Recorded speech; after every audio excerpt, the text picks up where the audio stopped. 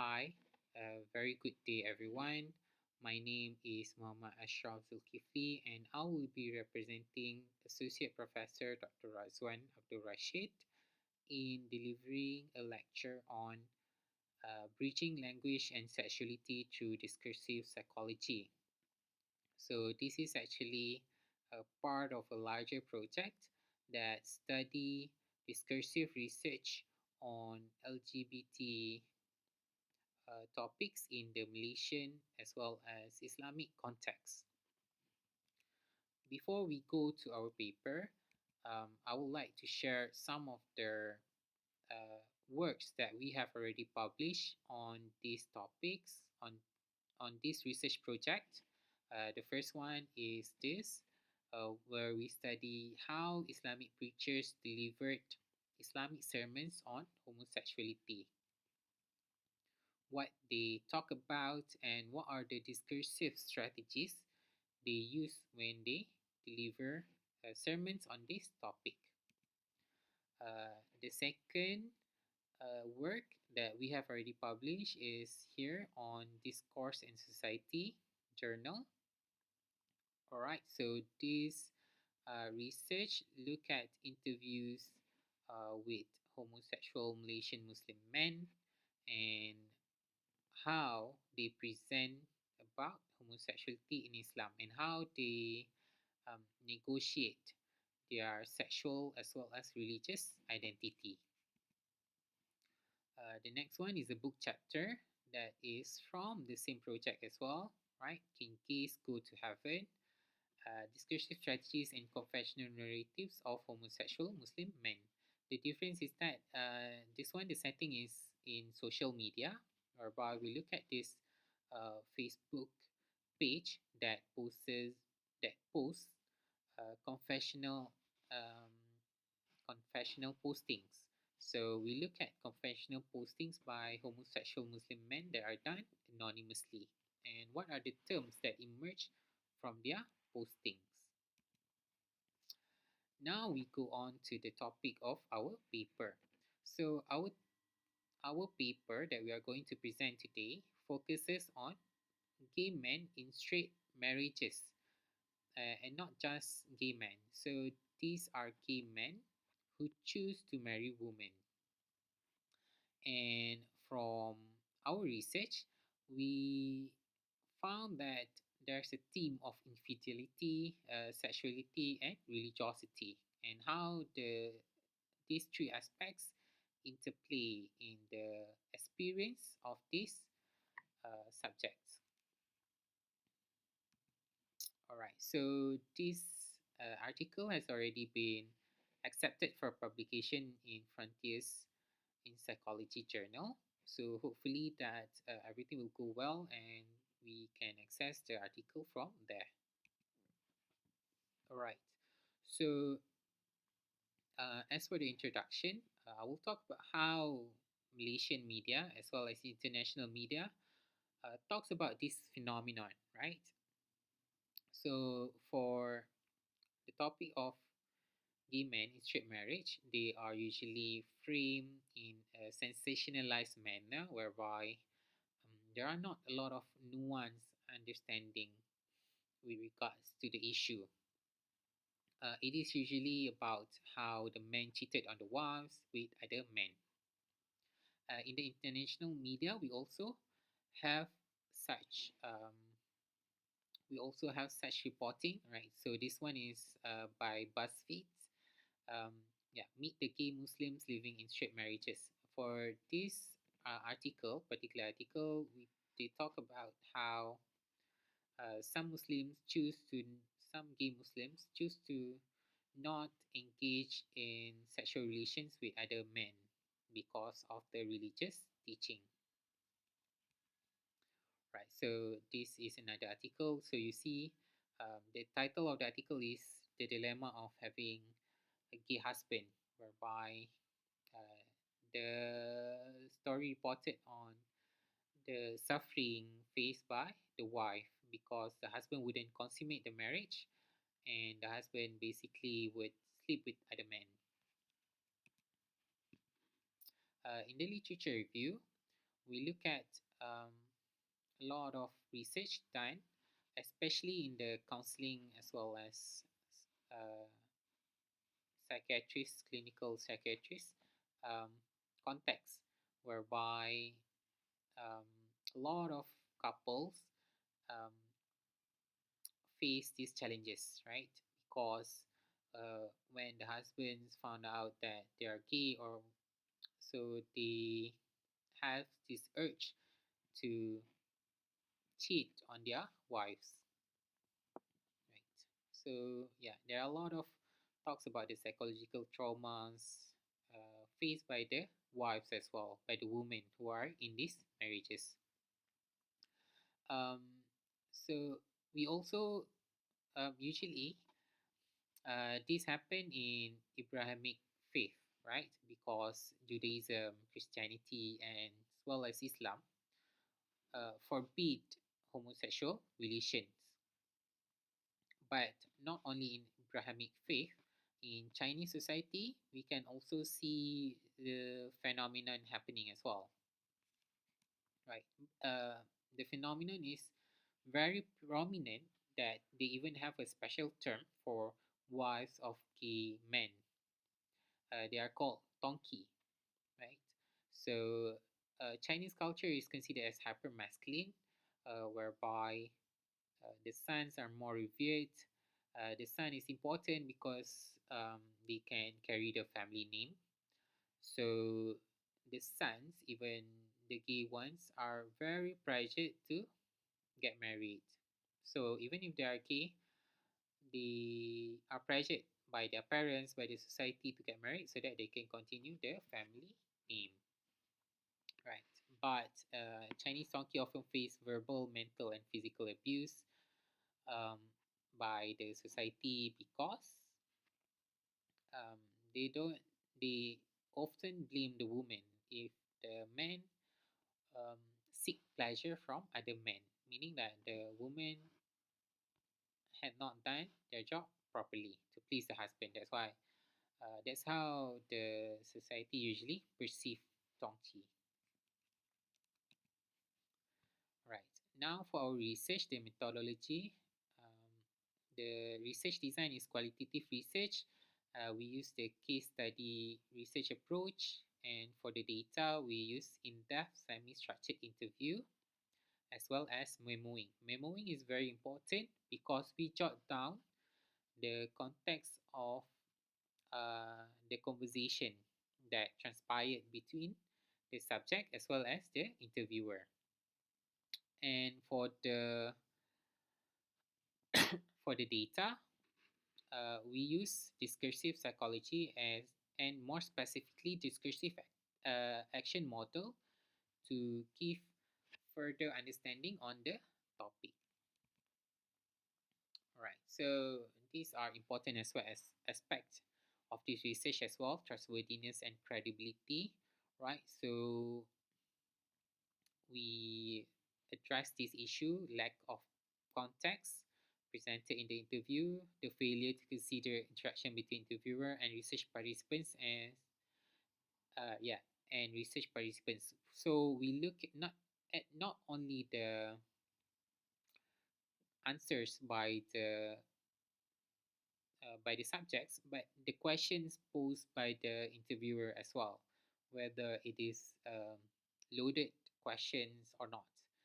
Um, and the last one is heterosexist bias, whereby there's possibility that the interviewer does not have the same ideology, does not have LGBT affirmative ideology, so their viewpoint might skewed in vilifying the homosexual subjects. So we strive to really uh, manage those uh, those bias.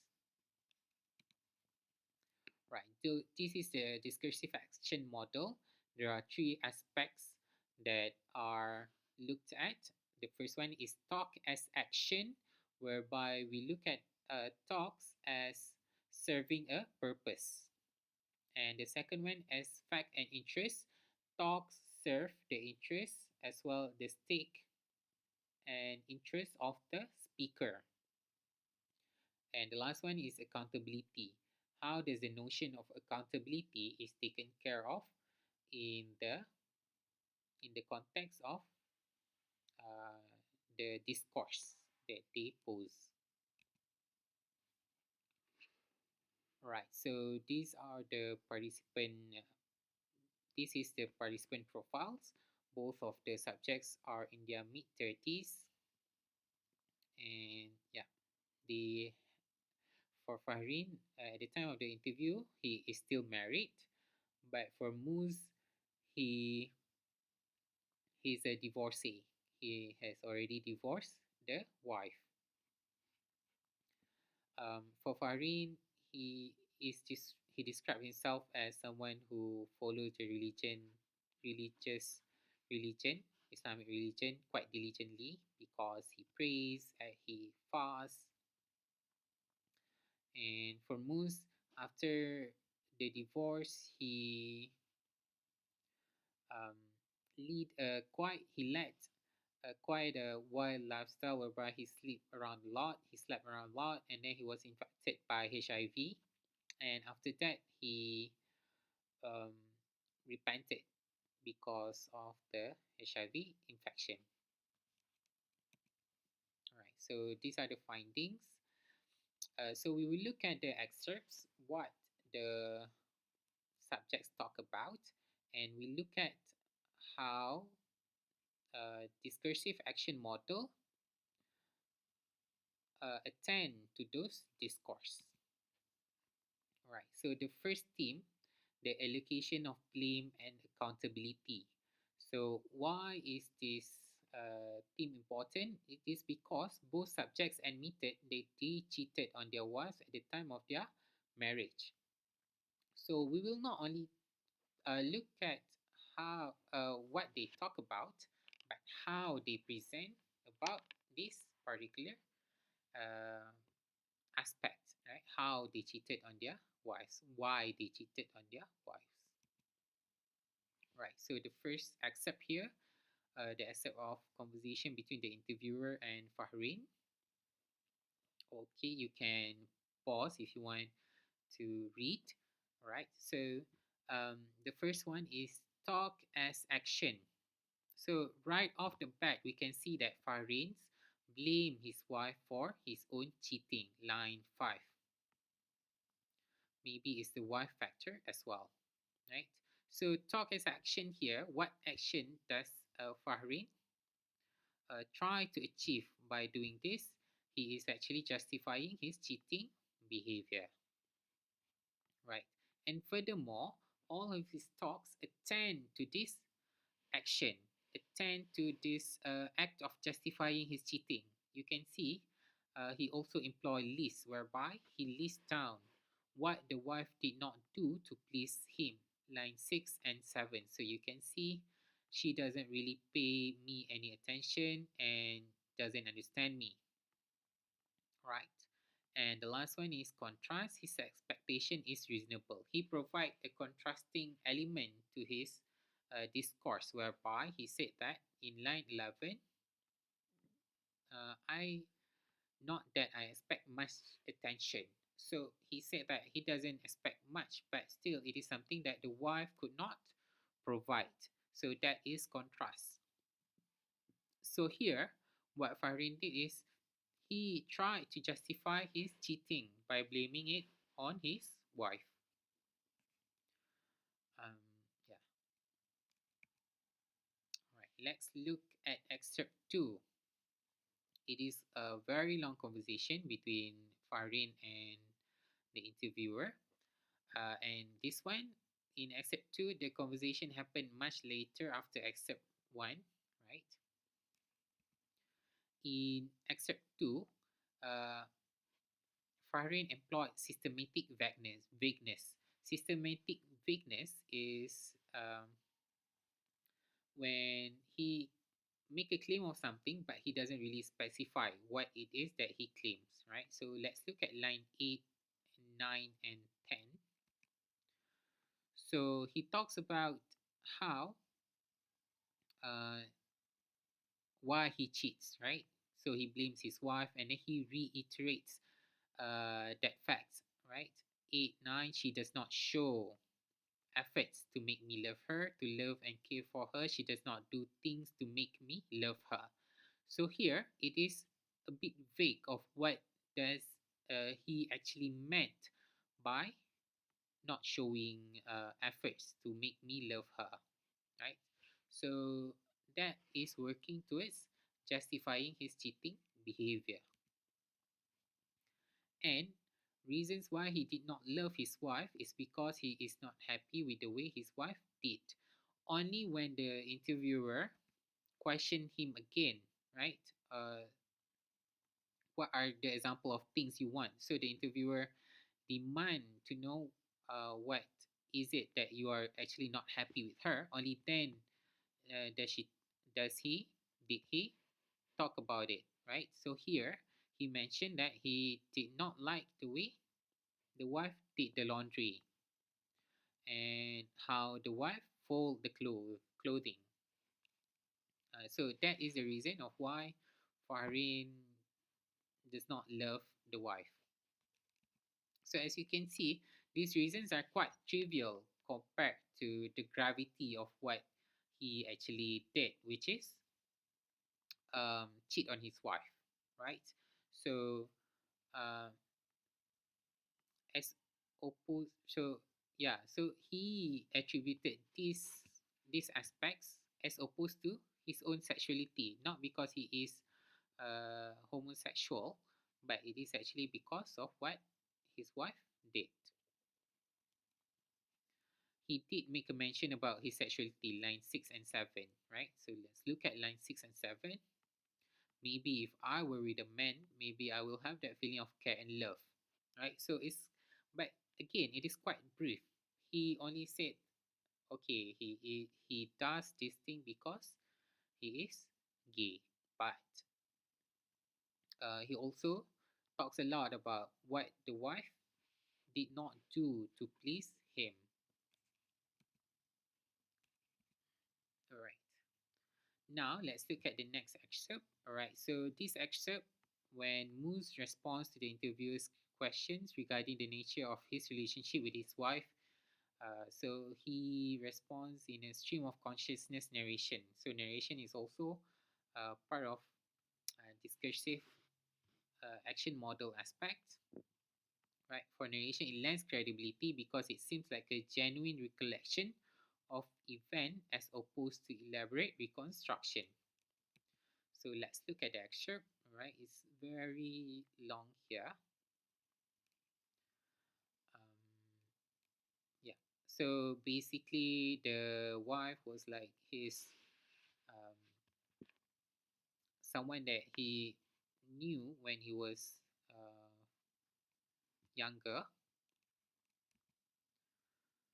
and yeah. So he talks about how the divorce happened. So they had a lot of fights. They had a fight, and then he came clean about that he's gay and all, and he slept with other guys. But the thing is, the wife was okay. I mean, the wife was shocked, but was willing to accept him as long as he promised to stop sleeping with other men. But he couldn't make that promise, so that's why they got a divorce. Right. All right. So here, he also employed systematic vagueness. He only explicitly revealed that he had been cheating on his wife at the later part of his narration. Actually, even during my marriage, it's less, meaning it's less sexual relations. But still got a point whereby he would sleep with other men. Before this, he only alluded that he had been cheating on her, so the problem had not really surfaced. They are in long distance relationship, so yeah, so those it's easy for him to sleep with other men. And yeah, how come I could stand not being with her for so long, right? So these are the questions posed by the wife that leading up to the fight, right? We also found that in his excerpt, He attempts to normalize and minimize the seriousness of his action. So his action, which is cheating, right? Cheating is a very grave, serious action, a sin as well as something that is uh, unfaithful towards the wife lah. Here, but I am only a normal human, right? So here, uh, it, he framed it as something that is expected when a gay man get married with women. So it is only expected that he would seek other men as well, even though they are married. Even that happened accidentally, right? And he also talks about the that here meaning the sexual relations, right? It happens, but accidentally. So it does not seem very serious. And sometimes in 3 or 4 months, one time like that, right? So it does not happen that often. So these all of this have the effect of normalizing and minimizing the seriousness of his actions. So this could be found in the excerpt excerpt 3. All right. The second theme that we are going to look at is attachment to Islamic faith. How these the subjects um, expresses their Islamic faith.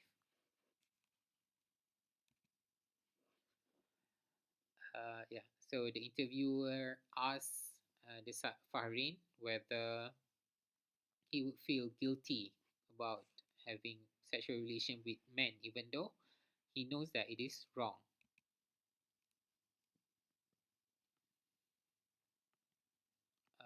And also the interviewer asks about the fact that he is married. Don't you feel guilty towards your wife, right? And he answered, I don't know. I don't really feel guilty. Okay, so let's look at what happened in the excerpt here. So here, if people do not seduce me, then I can avoid the thing from happening, the sex. I mean, so the thing here, the sex. So he framed himself as less than willing participant of sexual relations.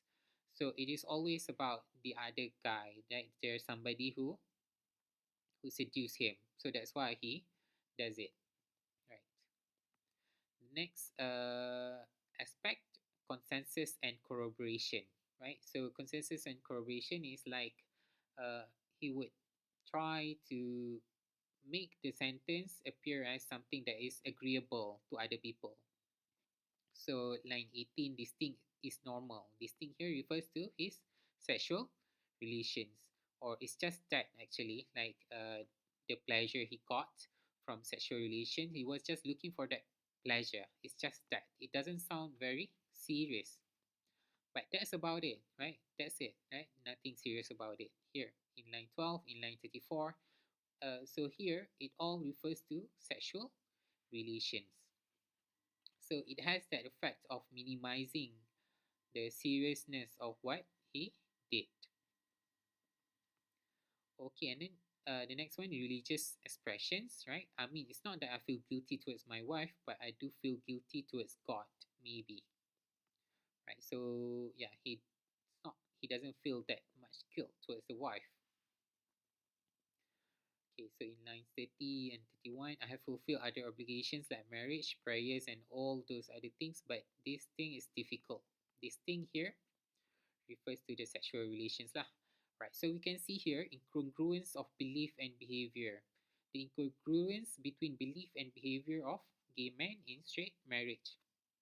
So even though they believe that it is wrong, but they couldn't will themselves to stop from doing all those sinful things. So uh, we can see that this would have the effect of um, them not realizing their spiritual potential, and basically would affect their mental health as well, right? And the next aspect we looked at is laughter, right? Here, here we can see the importance of memoing. So the laughter here is actually in the memo, the we noted that he appeared uncomfortable despite laughing. So the laughter that he produced during the interview was not something of pleasure but could signal embarrassment, which we inferred to be a subconscious expression of guilt, right? Because it is quite a heavy topic, then and the interviewer was like quite straightforward with his question. All right, and excerpt five. Here, Moose talks about the moment he was diagnosed with HIV, right? So he basically talks about his near-death experience, um, how he went into coma for weeks actually, right? And during that time, he was really afraid and he realized that he was helpless, except he was helpless, and he couldn't ask for help except for help from God, from Allah. Right. Okay, so here he employed vivid descriptions. If you read it, um, he was really detailed the way he talks about his experience. Right here, I was conscious that people were visiting, people were reciting the Yasin for me and all that, but I couldn't open my eyes, couldn't wake up, couldn't move at all. Yasin is Islamic verses from the Quran. Right. So he used this, what do we call it? This auditory senses, right? So to make us feel like we are part of his story, we can experience what he experienced as well. And it is interesting as well to look at what he chose to highlight in his story, right? He chose to highlight a moment of realization.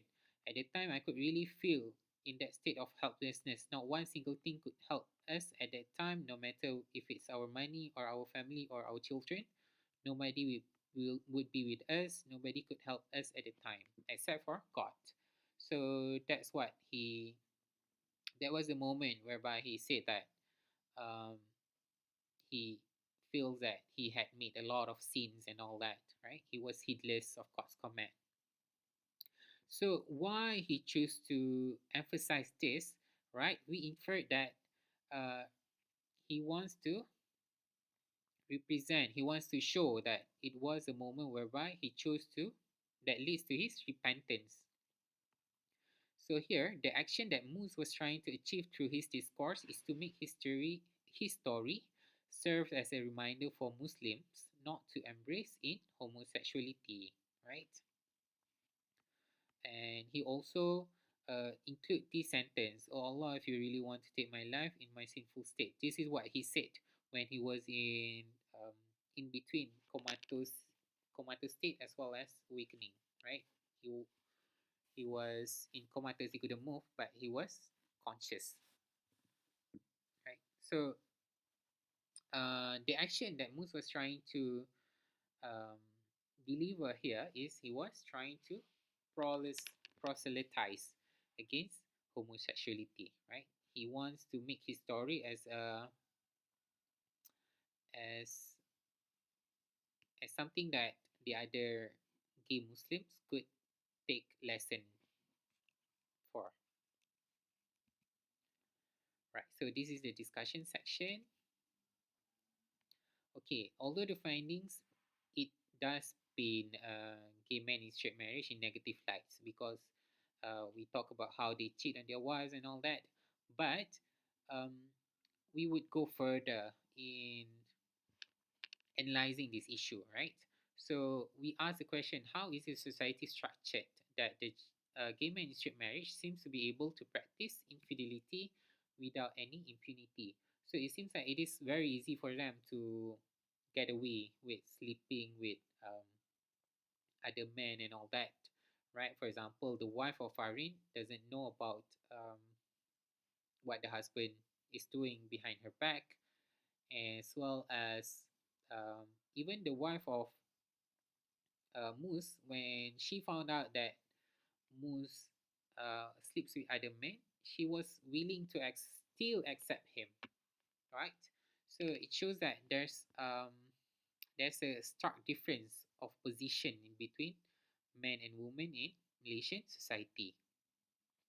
Okay, let's the stigma attached to the perceived unusual nature of homosexuality um, makes it unthinkable for a lot of Muslims to fathom if their family members or friends are gay. This willful denial aggregates the matter further as gay men are pressured to conform to heteronormative Islamic societal norm and get married. So there's a lot of denial that happens in our society, right?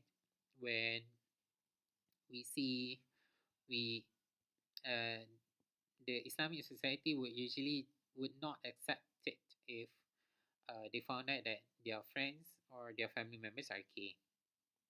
So how?